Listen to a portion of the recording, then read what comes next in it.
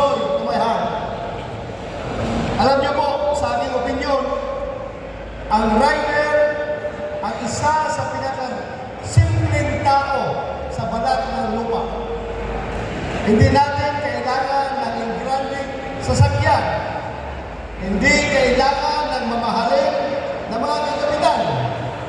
Hindi natin kailangan ng 5-star hotel na accommodation. Sa panahon ng ride, sapat na para sa tunay na rider ang sariwang hangin. Banana o maruya sa amin sa Bisaya. At siyempre, ang walang kamatayang buko juice along the highway. Ang tunay na rider, simpleng tao, hindi komplikado. Init, putik, alikabok, pawis, lahat yan ay kasama sa package ng pagiging rider. It comes with the territory.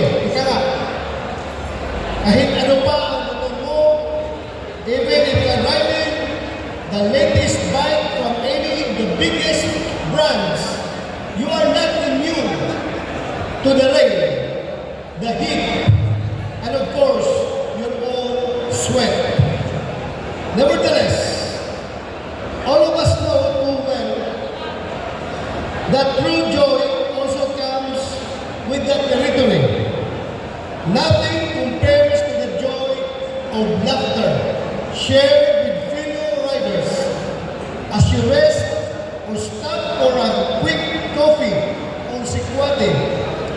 Nothing compares to the joy of discovering a newly built road or a newly paved path leading to your destination.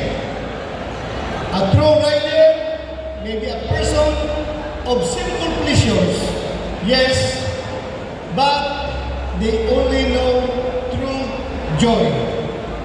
Let us continue to share our joy of riding and our joy of the road. I hope that this convention will inspire us even more to ride better and more responsibly.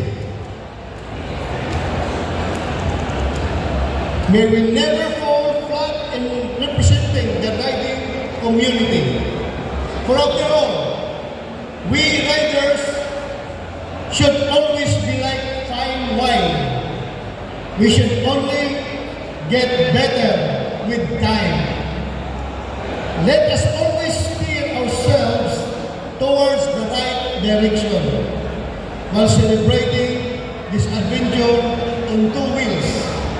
May we all enjoy this 27th NFMCP Annual Convention. Mag-ingat tayo palagi on and off the road. God bless us all. Magandang gabi po sa ating lahat.